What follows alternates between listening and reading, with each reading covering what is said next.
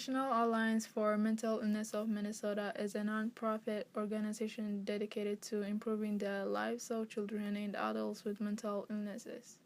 I'm Andrea Lee. I am the Director of Youth Programming at NAMI Minnesota.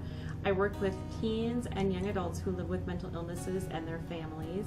And I'm also the parent of 2 young adults who live with mental illness. My son Alex has bipolar disorder and my daughter Courtney has major depressive disorder.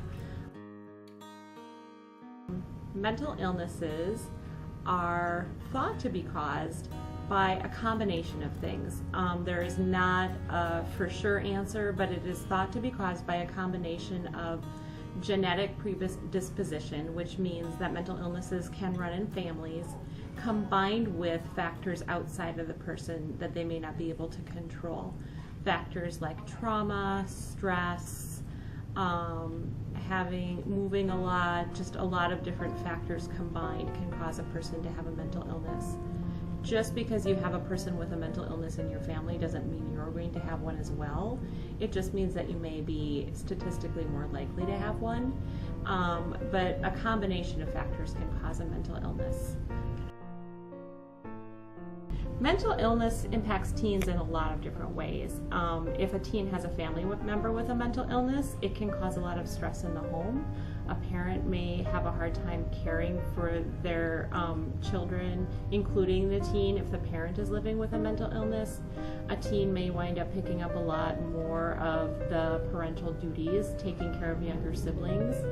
And 1 in 5 children also has a mental illness, which means teens can have mental illness themselves. They could have something such as ADHD, depression, bipolar disorder. So they're impacted in a lot of ways. They may also have a friend with an illness and be trying to figure out how to support that friend. So teens are impacted by the illness itself and also by having friends and family members with an illness. So they may be very directly impacted.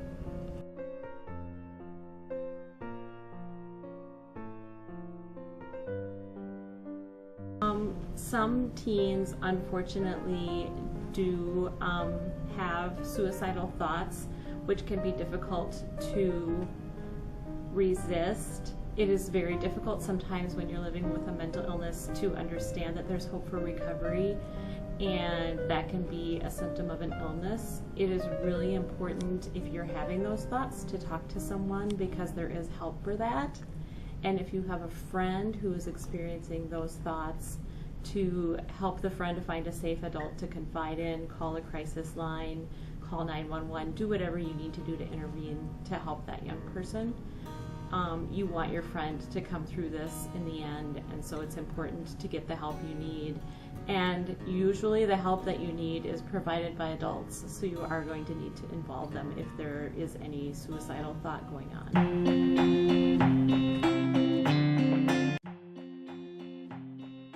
If you want to improve your mental illness, it is important if you feel like you're seeing warning signs such as sleeping too much or not feeling like you are able to be happy or not being able to focus in school, tell someone that you need some help. That's the first step.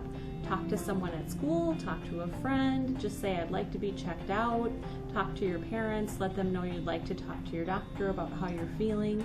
That's the first step. Other things that are really helpful besides getting formal treatment for an illness are eating right. When you eat the right foods and have a healthy lifestyle and are getting enough sleep, your brain is able to function better, just like the rest of your body. The brain is part of your body, just like your arms, your legs, your heart. And so eating well, getting enough sleep, and exercising are going to help your brain just like they're going to help the rest of your body. So those are important things to maintain good mental health and to help recover from a mental illness. It also helps to talk with others about what you're going through. So NAMI Minnesota does have support groups for teens that they can go to and just talk to other people who know what they're going through and can understand, and that is a very good way to get help as well.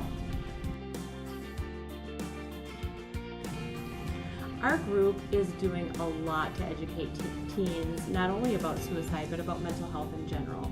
It's really important for teens to know that there is recovery from mental illnesses like depression, and you can feel better. We are teaching adults how to recognize warning signs in teens so that they can intervene with the teens they know and work with. And we are also providing classes and support groups for teens where they can talk about what they're going through and learn more about how to help a friend.